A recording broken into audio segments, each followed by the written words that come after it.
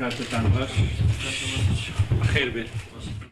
جیڤینا چاوەلێکریە پارتا دموکراتا کوردستان و یەکەتیان نیشتیمانیا کوردستان ڕەنگە گاڤێک بیت بۆ ئاساییکردنا ڕەوشە هەرێمێ هەرچەندە بەرپرسên پارتی و یەکەتیت بێژن دê civînê de behsa peywendên her du aliyan hatiye kirin lê zûrtirîn gotûbêj taybet bûn bê dûrxistina goran dê hikûmetê û parlemanî de. Hem hevalani partî debe em pêşnîwar û boçûnanî ke terh kirin li nav xweyan e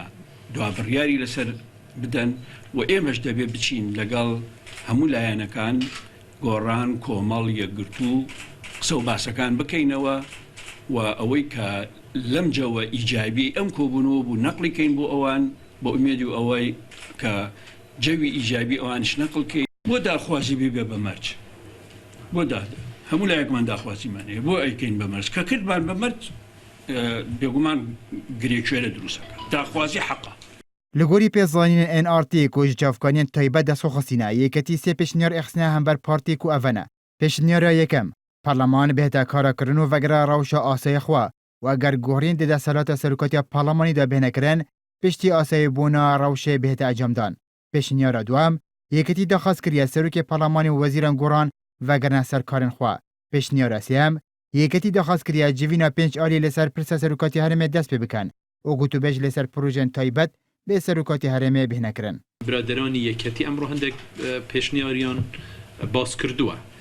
Ême namanewê ême emro biçîne nav wirdekarî ew pêşniyaran e çunke berastî demanewê yekem li nav xweman basî lê bikein دوای ئەوەی کە باسی لێ دەکەین بە تاکید دەبێت لەگەڵ برایانی یەکەتی دانیشتن بکەینەوە بۆ ئەوەی قسە بکەین ئەوەی ئەمڕۆ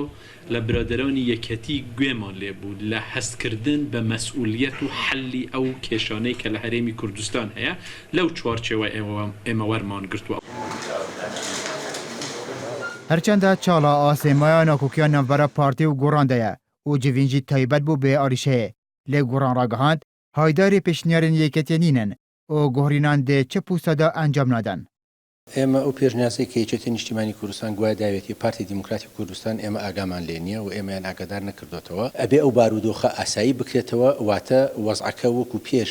12 ئۆکتۆبەری لێبێتەوە سەرۆکی پەرلەمان بچێتەوە سەر کارەکەی خۆی پەرلەمان دەست بەکار و ئەرکەکانی خۆیان بکەن وەزیرەکانی گۆڕان بچنەوە سەر شوێنەکانی خۆیان هیچ مرجێک لە هیچ کەسێک قوبوڵ ناکەین بەڵام لە دوای ئاساییکردنەوەی بارودۆخەکە ئێمە ئامادەین گفتوگۆ لەسەر هەموو ئەو قەیرانانی کە پێشتر ئاماژەم پێکرد بیکەین و چی لە بەرژەوەندی خەڵکی کوردستان و ئەزمونەکەمان پێ ئەوە دەکەین.